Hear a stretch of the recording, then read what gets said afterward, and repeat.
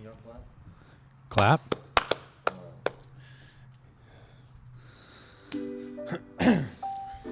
Woo! Here we go. Woo! What's up, everybody? Welcome to the Disciple Me Now podcast.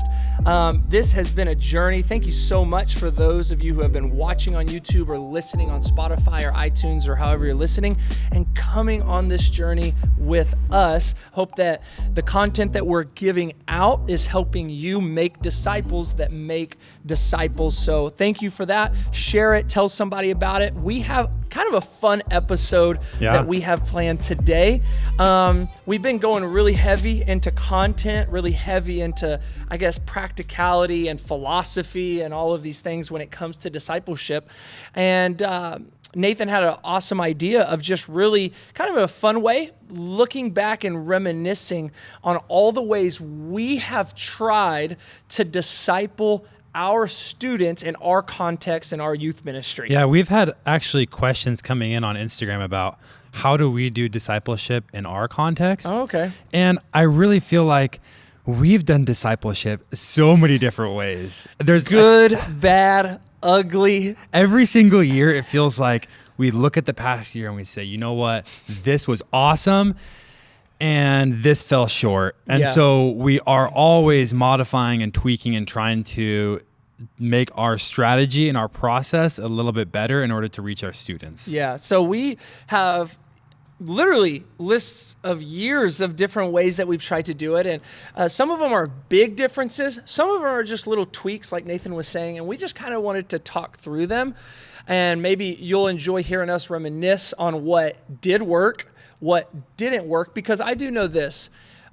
Every context, every church, every group of students, every group of people, every city, whatever, is different.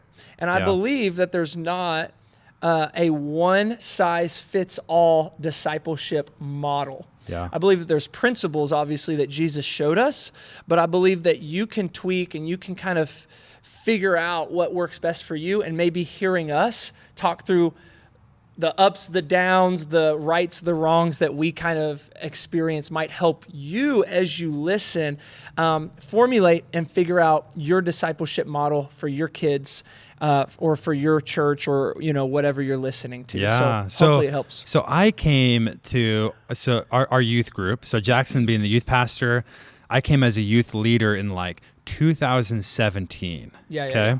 So Jackson was the youth pastor before that. And even before that, you were like, what, intern youth pastor, youth leader, youth student. So like Jackson has seen it all. So like catch us up to what happened before 2017 when I joined. Yeah, so I'll give a little bit of a sneak peek. Nathan has been super involved in our discipleship process for our students. He's been very hands-on. I would even say has spoken a lot into the direction that we are in now. But before him, really before me, I'll kind of walk us through. I was a student where I'm a youth pastor now.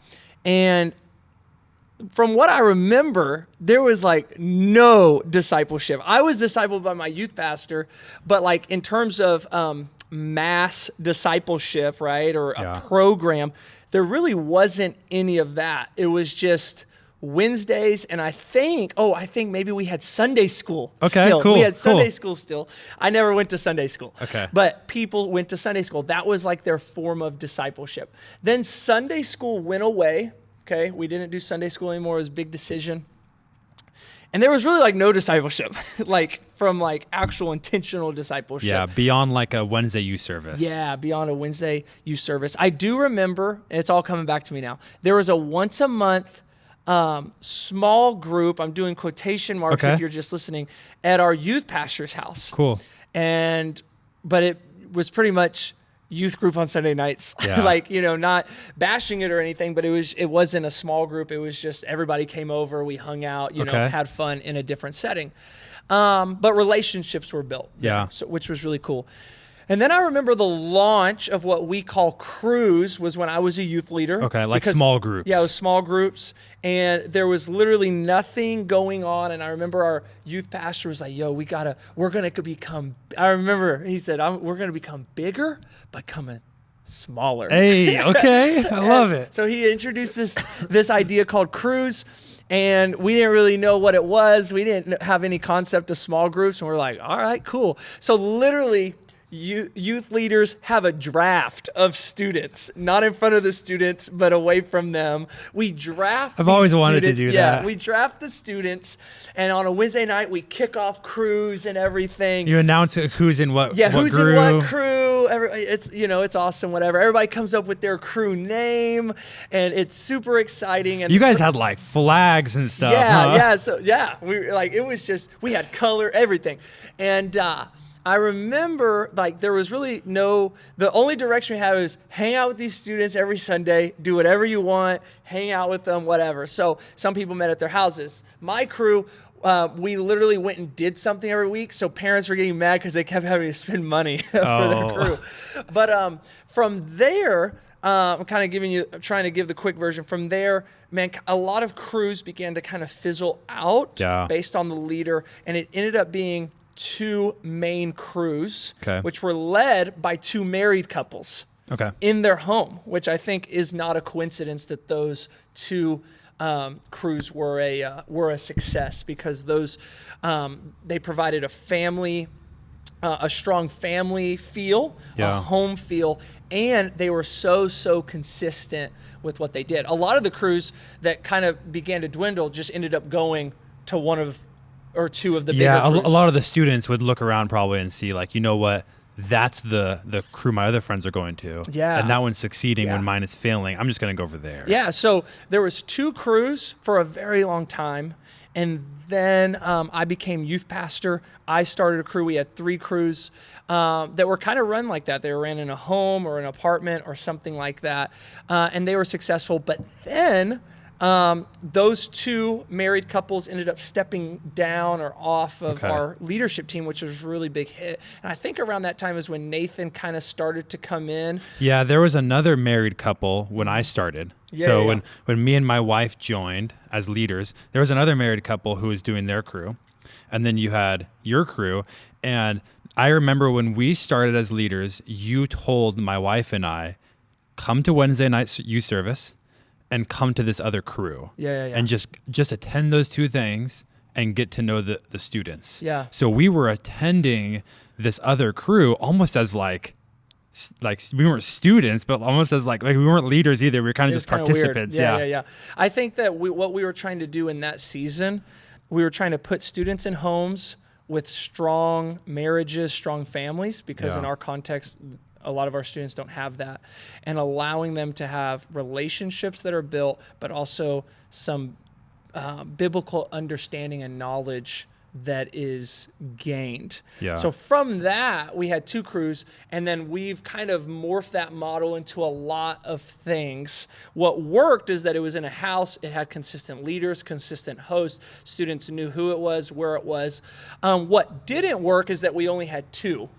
I think. So there was, and we always felt, okay, there's always I feel a max for a successful small group.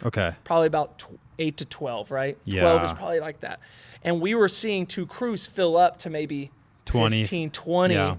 And we were like, okay, is this accomplishing everything we want it to accomplish? Because there comes a point when there's so many students in a group of people and only a couple leaders, and now some students are getting left out and overlooked in that larger group. And it's almost like you have mini youth services, mini youth groups. Yeah, for sure. So it's like people can blend in, people can get lost, people don't have to engage, people can get... So then that's when you came in, you kind of saw that, and we're like, okay, how do we begin to shift from 2 crews into something else?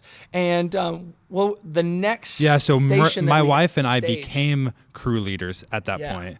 We had our own crew. We actually were living in downtown Dallas, about like 20, 30 minutes away. And we moved right across the street from the church so that we could be more involved. And we took on a crew at that point, our own crew. At our apartment. And so at that point we had a couple different crews starting off that fall 2017 year, and really just trying to get students in homes, get them involved. Those were going pretty well. I mean, throughout the year, you have some crews that start to gain more students, and other crews that start to dwindle a little bit, right? Then coming into 2018, Okay. am I going too quick? No, go ahead. Okay, coming into 2018, then we really tried to identify some leaders who could be solid crew leaders, Okay. and really tried to strategically place them over certain students. So like we had 2 leaders that ended up being really awesome that we put them over all of the junior hires. Oh yeah, and it started with like 4 junior hires and ended up like getting to like 12 or 15 or Yeah. something crazy like that. It For was sure. awesome. And so throughout that year, we had a couple, like 3 or so solid crews that grew throughout the year, got to, like you said, 12 or 15 for each of those. Yeah. And then we had a couple other crews that like were in existence, but maybe they weren't really growing and maybe they were slowly dwindling throughout the year. Yeah, they weren't consistent maybe, or maybe they were and it just wasn't clicking for whatever reason. Yeah. So again, now we have 2 or 3 crews, small groups that that are doing good, that are growing, that have good leaders. It's awesome. But then we began to figure out, okay, how do we repair the crews that maybe are struggling? What is the Yeah. struggle? What is we're trying to figure this out, just like We're trying to been. repair these smaller crews that are dwindling, but also try to fix this issue that we have in these large crews where they're getting so big that the students are being overlooked, or some students are being overlooked. Yeah. So we're trying to balance both of those. And that sends us into this great idea. Yeah, the great idea was, so we're going to have 5 crews. Yeah. So we let's like double, let's just increase the number of crews we got. Yeah. We're going to have like 5 crews.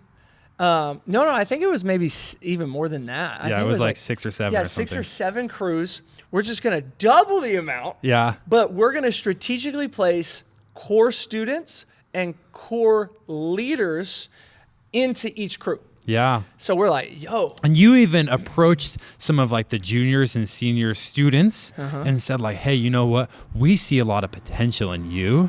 We want to pair you with this leader and yeah. you're going to be their apprentice. Oh, yeah. And We you're going called to them learn from them. apprentices. That was amazing. Like we're going to give you opportunity in that crew to lead some Bible studies. And they did. Yeah. They were leading discussions, Bible studies, Because all of those things. one of the unique things about our small groups, our crews throughout this whole time is our crews are really like all ages.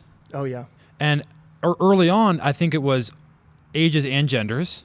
Now, when at this point we decided, you know what, let's do some crews that are like all guys, Yeah. some crews that are all girls. But really, with crews that are all ages, you have a freshman and a senior. We really went to those seniors and said, hey, you have an opportunity to really speak into the life and disciple this freshman that's in your crew. Yeah. Which we were trying to get our students that were doing that to that spiritual young adult, spiritual adult stage. Yeah, really by grow them. releasing them into being able to disciple other people. So we had 5 crews, and we put resources into them. We put we tried to put right leaders, we tried to put right students all into them. We did a lot of meetings leading up to that of like just you, me, and a couple core leaders to really plan out like this box of resources of everything the leader would Yeah. ever need. It was good. The problem was that I think we actually overwhelmed the Yeah. leader when we were trying to make it as easy as possible We had for them. a dozen different options of curriculum. We had like 24 different games they could do any week. Yeah. We even bought them some games. We had every single week we would buy them ingredients to cook a meal. So you're going to have enchiladas tonight. Here's With everything you need. bro. With the recipe. With the recipe. We were just trying to disciple our students and still empower and make it as, I guess, easy on the leaders, simple on the leaders as we possibly could, which was a good idea and concept. I think one thing that we realized that has been a big learning thing for me is one, we can't do everything for the leader. They Yeah. have to want to do it.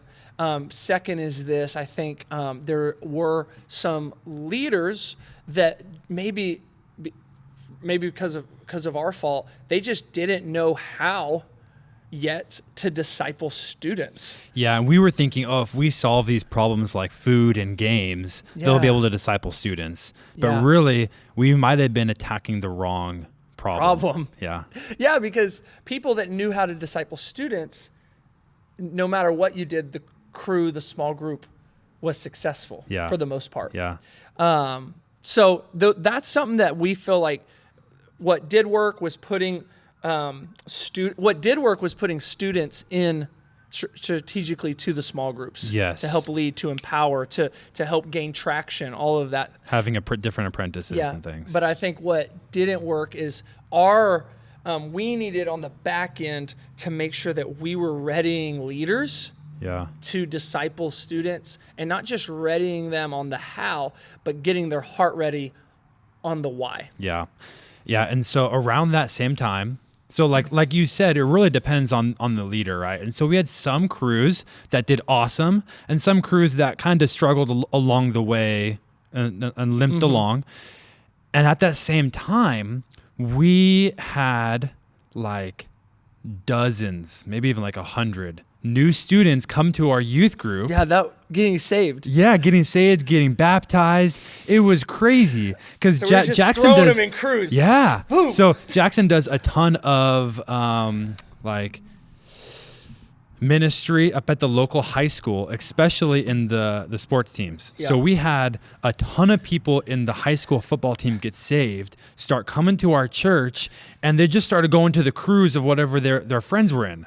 Which was Mostly one crew. One crew. That was the issue. So we had one crew Went from like 10 to like 30. 35 Yo, it was crazy. in a house. So we had like 35, 40 students in a house, football players. Yeah, it was my house. Yeah, eating so much food, So much destroying food. your house Yeah, every week. Furniture broken all the time, playing hide and go seek in my house. Yeah. Like it was just So we get to the end of that semester and we're like, we can't maintain this crew. It's insane. Yeah. So you took on 3 leaders Yeah. under you and your wife. Mm-hmm. And at the end of that semester, split up your crew into 3 different crews. Yeah, 2 all boy crews Uh-huh. and 1 all girl crew. Yeah. Yeah. And really tried to take, all those 40 students and think if we can get them in a smaller and more intentional group with an intentional leader, that could help their growth. Yeah. That was a thought.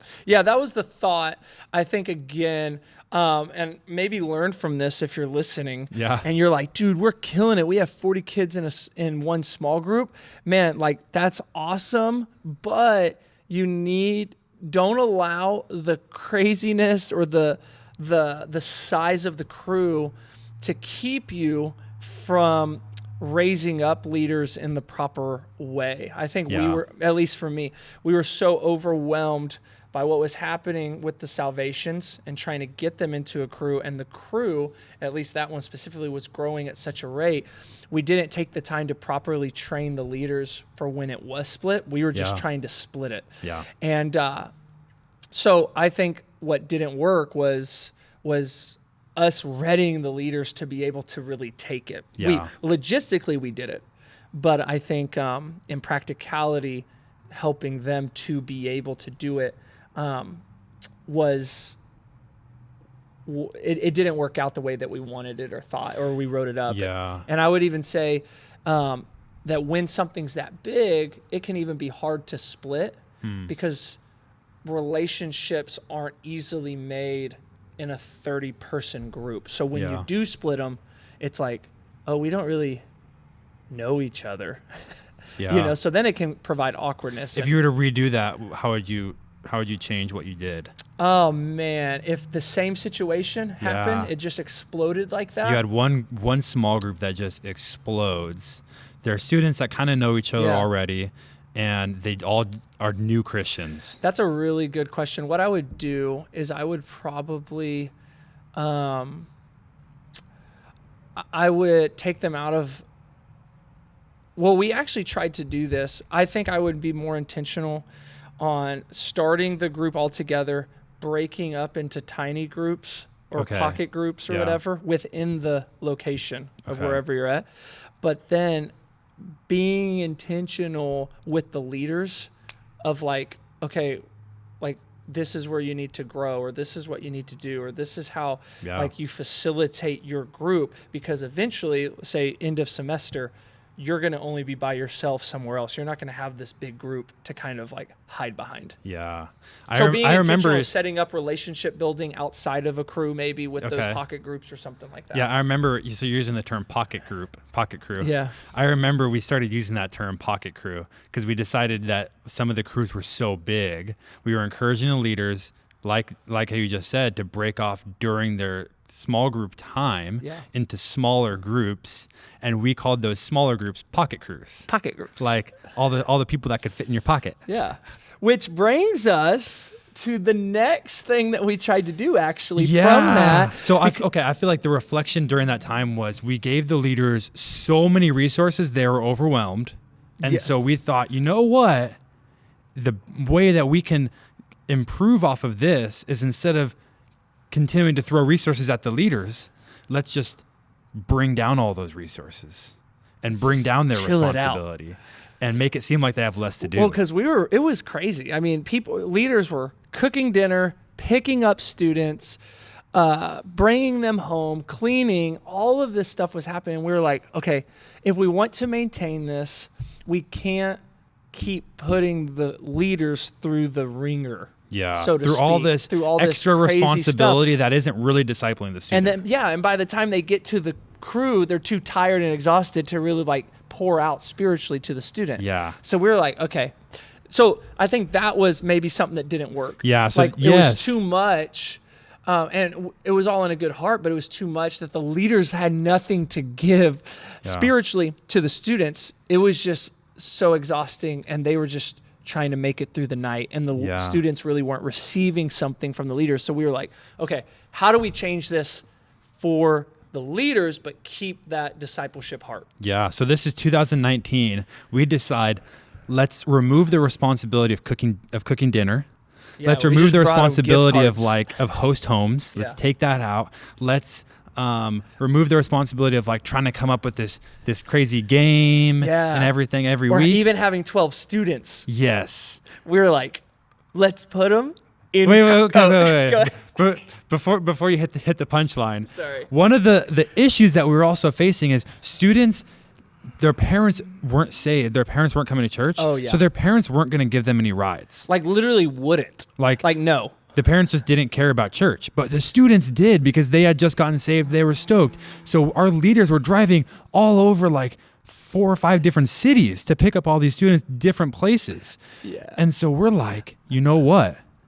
What if Tell him, Nathan. You tell him. What if, as a leader, Revolutionary idea. all you had to do was worry about the amount of students that could fit in your car? Mic drop. So Because we're they like, were having to do it anyway. yeah. But they had to do it for they would have to do 3 different rounds of picking up students. Yeah. So we're like, you know what? Just worry about 3 or 4 students, enough that can fit in your car. You don't have to take them to any location specifically. Wherever you want to go. We'll give you a gift card. Yeah. You can use it for a game. You can use it for Ice coffee, cream. drink, ice cream. You can save them up and then do a big dinner at the end of all of it. We don't care. So we basically went from here's a ton of resources that we've laid out for you to here's a ton of freedom. Come on. And just run with it. And that was cool. Like people were doing it. People were picking things up. And we thought that the win there was that it simplified everything. Yeah. It gave freedom to our leaders, and it became not so overwhelming. Yeah. So then you had every leader would only have to be focusing on 3 or 4 students, and they could be really zoned in on intentionally discipling those students. And it began to get us, what worked was we began to focus on smaller groups of students. Yeah. Of more individual students, not 12, but 4 Yeah. or 3, and really getting to build a relationship, a connection, and be able to pour into those students. What didn't work was that that COVID-19 hit in the spring of Yeah. 2020, and we launched this in the fall of 2019. Yeah, So and we were still suddenly kind of, it wasn't okay to be in a car with other people. well, yeah, that, in like, close you- proximity. We were Yeah. trying to figure out ways like, can we still do this? Can we still make it happen? And we were just like, no, like we can't, because Yeah. we can't be in close proximity with students. So then we just went into, let's just go digital everything, digital discipleship. Digimon? And we did it all basically for free. Oh yeah, that was impressive. So we had like Zoom for like Zoom services. So everyone would log in on Zoom and we could see all their little faces. We would run a service through Zoom on our camera. And then I was sitting behind the computer while Jackson was in front of the camera. I was sitting behind there, all the Zoom Making groups. small groups. Making Zoom small groups and then blasting them out to all of our leaders. So all the leaders, each leader that showed up to the Zoom small group or the Zoom service would get like 5 different students in their Zoom group. So still not a ton of students or anything Yeah. like that. But I mean, it was pretty successful, I feel. Yeah. Like, I mean, for doing it for free, for doing it on the fly, we had no idea what we were doing. We were just like, yo, we got to keep this at least some type of connection. Yeah. And that was the goal for during COVID. Yeah. Really not like spiritual things, but it was, we got to stay connected and let students know we're with you, we're for you, we're here. And one of the ways we did that was through the Zoom groups after service on Wednesday. Yeah, and really each service turned into like half of the time was an actual service, worship, preaching, and half the time was these breakout rooms, these groups, which really it was cool to see how some of the times, or a lot of the time, the students would just stay on and just hang out with their Yeah. leader for like an hour. Yeah. I mean, I was sitting there on the breakout room computer like, dude, I got to go home. Like, We I'm gotta just close these out. Yeah, I gotta close these rooms. But the students are loving it. So Yeah. I'll just be like, Jackson, you can just hang out in the youth room by yourself and While they late hang into the out. wee hours of the night. Yeah. I'm gonna go home, and when all the students are done, you can close the rooms. There you go. So we did that, and then now it brings us to what we're doing now out of COVID, which is actually one of my favorite things that we've done so far. We've heard some really cool, awesome stories that every leader essentially has a minimum of 1, no more than 4 students. And I think Nathan has the most students. Nobody has more than him. He has 4, I believe, 3 or 4. Yeah, so some students I already had a relationship with. Yeah. It just made sense. But we call it Dream Team. Essentially what it is just truly leaders have picked one student. They could pick a couple more if we felt that they were capable of doing that or if they wanted to do that. But one student, and they are pouring into them, building a relationship with them, driving them to church, doing Bible studies with them. And man, we've seen some really awesome stories, testimonies, connections being made. And we're still kind of figuring this out. One thing that I know we need to do is heart and soul for our youth leaders, to give them encouragement, to give them, let them share testimonies, to challenge them to do all of those things. That's something that I think is a missing piece there. But man, this has been awesome to see the connection and the change in some students that we've seen once they've realized that a leader cares and a leader is pouring into them, and they're actually internally, I guess, receiving something from the leaders, which before they could zone out in a small group, they could zone out in a service, but now it's pointed, it's directed, it's specific to them, and we're beginning to see students really take a turn for the better. Yeah, because if you have 1 to 3 students, as a leader, you can be more intentional about showing up to their sporting events, more intentional about paying attention to what they're reading in the Bible, pay attention to what they're responding to during service, who their friends are. And it's a lot easier to make that student a priority instead of overlooking 10 out of the 12 students in your small group, you know? So it's just been a ton more intentional. If I could say one thing, just before we go to our next segment and everything, if I could say one thing, it's this. And Nathan brought this up actually, is we have kind of gone from big groups to very personalized, individualized, specific strategy with students. And I think that's the strategy, at least in our context, that we have seen work the best to see actual discipleship happen, growth come, and to see students' lives changed and transformed for the long haul. Yeah, and one of the things that stood out to me as I'm just reflecting over all these years is that no matter what your method is, no matter what your strategy is, no matter how you're setting up small groups or discipleship in your context, like God is going to take a hold of that and use that. Yeah. And sometimes I think too much about the method and the strategy, and you just got to do something. Yeah, and that's good. Let the Holy Spirit just take that and run with it, and like do your best to be obedient to like how you can be successful in your context, but know that God can use whatever you're going to give him. That's good, Nathan. And people are going to be discipled no matter what strategy you choose. Yeah.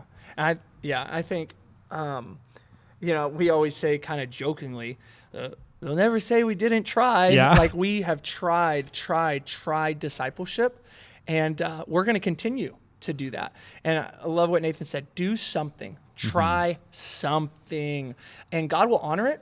And feel free that when you try something, that doesn't mean you have to stick with it for 5 years if it's not working. Now, I'm not saying maybe you shouldn't change as much as we did. Maybe that's something you can learn from us. But what I am saying is try something and understand God's going to use it. And it's okay to tweak and change. You're not like set into that thing that you choose to do forever. Yeah, okay, for sure. But do what's best for you, do what's best for your leaders, and do what's best for your students, and God will honor it, and you'll see students discipled. Yeah. Okay, we have a cool segment. So we had this idea. Oh. Scrolling through Twitter. I can't wait for this segment. And we're seeing all of these popular, famous pastors and evangelists. Oh. Like people are saying all this crazy stuff on Twitter. Oh yeah. We're not sure if it's scripture or not. Boom, boom, boom. So I can't wait. We have a cool segment where we have Jaime over here out off camera. Can you hear me? Yeah, I can hear you. Hey, let's So go. Jaime has found the man that is never in shot. Jaime's found some great things in the Bible, and he's found some great things that have been said maybe on Twitter, maybe by a famous pastor, a mega church pastor. And me and Jackson are going to have to decide if this is from the Bible or if it's from a mega church pastor. Please play with us. Yes. Like I don't know how you can, but maybe we'll As you're post it on our listening. Instagram. But as you're listening, play with us. Do you think a mega church pastor said this, or is this from the Bible? Yep. Let's do it, Jaime. All right. Do you want me to give you a megachurch pastor name, or are you just going to try to guess one? We're going to try to guess it. If we get it correct, mega church pastor or Bible, we'll have to say what part of the Bible, or we'll have to say what mega church pastor All right, for so- double points. So the pastors, just so you know, that we're using is Wait. I don't know if you should tell us that. well, there's a lot of pastors. I mean, you're really not going to get it. Sure, just give it to Okay. us. All right, you got Stephen Furtick, Francis Chan, Bishop Jakes, Brian Houston, and Chad Veach. Oh, Okay. okay. All All right, so those are That's the good. ones you're pulling from. All right, That's cool. this first one, you don't This doesn't sound like Paul. You don't belong in this low place. Ooh. That's definitely a mega church pastor. Bro, I'm gonna say you don't belong. I feel, Wait, I mean, is I it could all from almost, one version? The Bible? No, things? different versions. Oh, and, gosh. And some I of could- it Okay, is okay, just, This is the message. some of it is Jesus is gonna heal I'm someone. gonna say. Some of it is just pieces. I'm gonna say it's. You're saying pastor. I'm gonna I'm say. saying mega church pastor. I'm gonna say Bible. It's out of the Bible. Mega church pastor. Oh, let's go. All right, can I guess still who I think I'm got gonna it? say Bishop T. Jakes. Okay. I don't know these guys very well. I'm gonna say. I'll go with Bishop. Stephen Furtick. Okay. All right. Oh Next, for one there. Or you're. I guess. One. You're one. next one. I have escaped by the skin of my teeth. Oh. By the skin I'm of gonna your say teeth. Bible. By the skin of your teeth is an idiom that I don't think is used in the Bible, but might be translated into English off of some idioms. So, but I don't like it enough. I'm gonna say mega church pastor. Hold on. Say it again. This is. I'm You want me to sorry. say it with some, I have escaped by the skin of my teeth. I'm gonna say Bible. I'm gonna go with Bible. Bible. Mega church pastor. Mega church. It's Bible. Really? Yeah. You'll find that in Oh, Job 19. I was gonna say. Oh, I was gonna oh, guess. Job. I was Oh. literally going to say Hey. Job. were I you really? promise. I Dang, promise. sorry. Good find. I got ahead Good of find. myself. That's a good one. I got ahead of myself. It's All okay. right. Next one. Bite the dust. Bible. Now remember, these are parts and pieces of quotes and Bible verses. Okay. Bible. Bite the dust. I'm gonna say Bible, and I'm gonna go ahead and say Genesis. You got What part of the Bible? Oh man. I want one of the prophets. I'm gonna go Ezekiel. It was actually in Psalms Oh, okay. 72:9. Nice. But we were right on Bible. Yep. That's Boom, boom. So I'm two for 2 and 2, right? We're both 2 of 3. 2 of 3. Yeah. Oh yeah, I got one right. Yeah. Okay. A drop in the bucket. Oh, okay. Mega church pastor. Yeah, mega church pastor, a drop in the bucket. I'm gonna say Francis Chan. Sure, Francis Chan. Life's a drop in the bucket. Francis Chan. That's actually in the Bible. What? Yeah. From in where? Isaiah 40:15. Okay, Yeah. Isaiah. This is stinking Eugene A Peterson. drop in Yeah, the bucket. message. I see you, Isaiah, with these 21st century reference idioms. Yeah. Okay. Continue on the journey you've been on. Oh man, that's a tough one. That is a tough one. I'm gonna go mega church pastor. I'm gonna go. Have I said mega church pastor yeah, every you've time? said it every time. I'm gonna say mega church pastor, and I'm gonna say Chad Veach. Okay. He sounded like that was not Yeah. for sure. Okay. Okay. I'm gonna say you said the continue on the path you've been on. Continue on the journey you've The been journey you've been on. I'm gonna go Bible just because I haven't said that enough. on. Actually, mega church pastor. Oh man, that's good. I'm glad that's not in the Bible. Did you guess? Chad Veach. Chad. Oh no, TD Jakes. Okay. Oh. Cool. Yeah. All right. Here's another one. Both worry I'm and beating you. stress reek of arrogance. Bible Proverbs. Bible Proverbs. Looked very. I looked confident, Nope. but I'm not. Mega church pastor. All right, I'm gonna guess mega church pastor. What was it? Both what? Both worry and stress reek of arrogance. Stephen Furtick. I don't know. Chad Veach. I don't know these people. That was actually Francis Chan. Okay. Which Okay. was he ever a mega church pastor? Mhm. Yeah. Yeah. All right. Last one. You were so confident in that one. You misled It me. sounded like Proverbs. Last one. Let me find it real quick. I want to make sure I quote it correctly. Oh. Is he scrolling through the Bible right now, or is he scrolling through Twitter? That's His the notes. question. Okay. No, this is my other list. Give up the ghost. Give What does up- that even mean? Give up the Give up ghost. the ghost. Give up the ghost. Give up the ghost. This is the last one. I'm gonna guess. For I'm gonna the say win. mega church. I'm gonna pastor. say mega church 'Cause pastor. I just can't conceptually think of where that would be in scripture. That's weird.